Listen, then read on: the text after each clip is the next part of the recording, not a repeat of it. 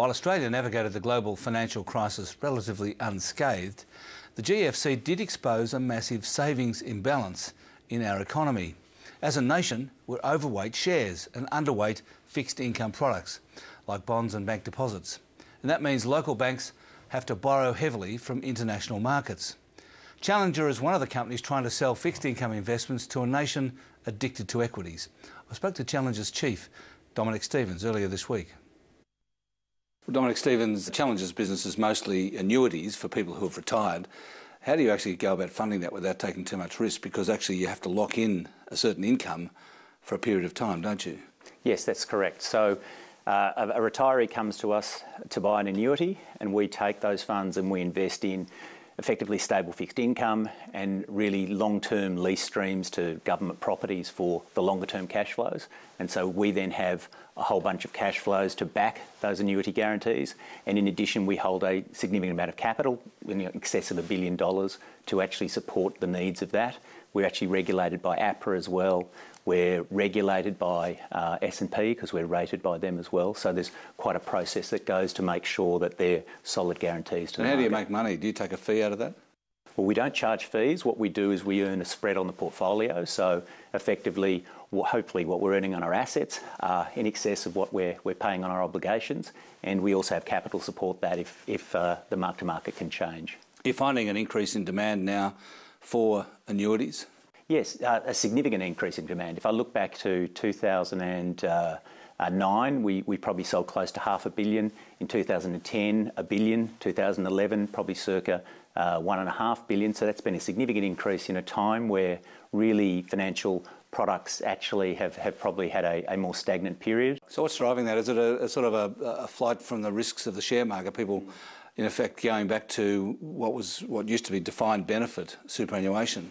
Yeah, I think there is a bit of that. I think, you know, the share market move was such a cathartic move in 2008 and 2009 that I think that, you know, people have come to look at their investments and say, you know, maybe this wasn't what I thought was going to happen. I need some more stability in my portfolio. But also there's other effects in the background going on. And I'd say one clear one is the demographic changes that are going on. You know, we're 65 years since 1945, which means that actually the baby boomers start retiring the last year. And so what that means is they're going to stop looking for an accumulation style return and start saying, well, now I've retired, I've got to lock in a certain amount of income for my life. And so maybe I don't want to take as much risk. And so I'm looking for a more guaranteed product. Are Australians more exposed to the share market than other countries? Yes, we are. And I think, you know, most studies would show that if not the most, we're close to the highest. And importantly, you know, particularly from where I see it, we're the least exposed to, you know, long-term stable fixed income. In fact, we're probably half of the lowest of all the OECD countries invested in that. So really, I see that we're sort of a little bit out of balance to the rest of the world. And I think as our retirement system matures, what we'll see is more investment in more guaranteed type products, and maybe that balance comes a little bit back to the rest of the world. Why do you think we have less interest? I mean, that's kind of anecdotal too. People in Australia don't invest much in fixed interest. That's right. There's term deposits at the bank, but there's not a lot of retail bonds. Yeah, it's a bit of a chicken and egg problem here, because I think, you know, you could also have a significant conversation about the corporate bond market and why hasn't that started. And we all know in this country that there is a demand to issue long-term liabilities, be it the corporate bond market, be it infrastructure debt and things like that to invest in this country. So I see those two things coming together over the next 10 years. Yeah, but in other countries, the pension funds, the superannuation funds are the ones providing that long-term fixed interest money. They're actually lending money to banks and companies, whereas in Australia that doesn't seem to be going on. Why is that?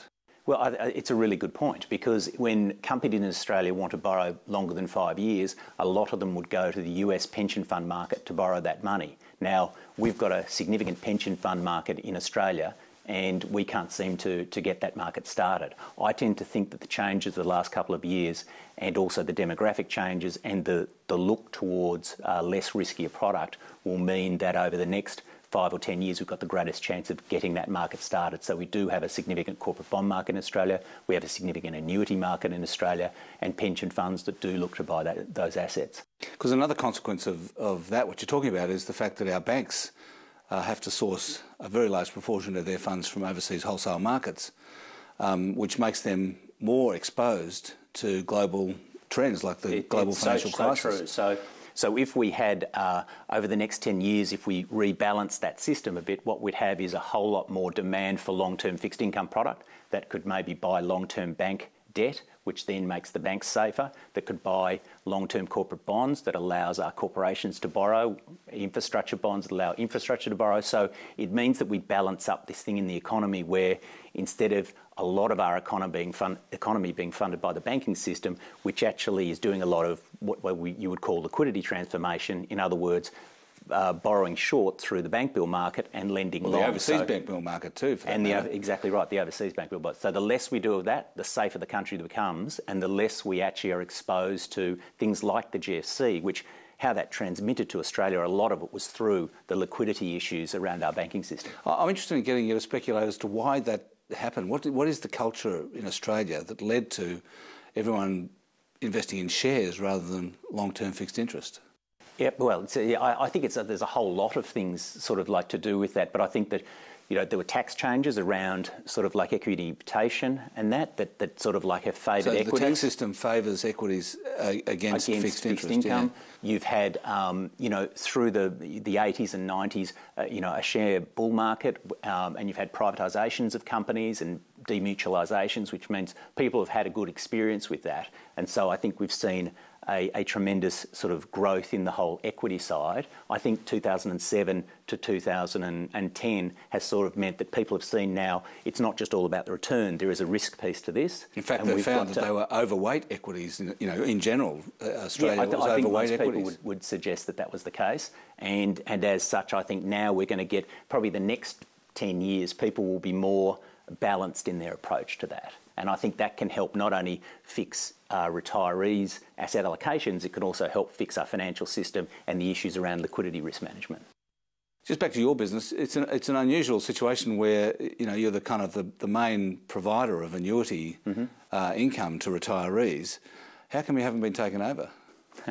Well, I think by a bank. over the last 3 or 4 years, we've been growing significantly, and I think we have been very focused on this side of our business, and others haven't focused on that. If we're right in what we're saying, in 5 years' time, there'll be a lot more people in the annuity market, and other banks will move in, and other players will move into that. But Challenger is actually put its foot down as being the leader and the change agent in that, and I think that will stand us in good stead to remain in a strong market position as that market grows. Thanks very much for joining us, Dominic Stevens. Thanks, Alan. Cheers.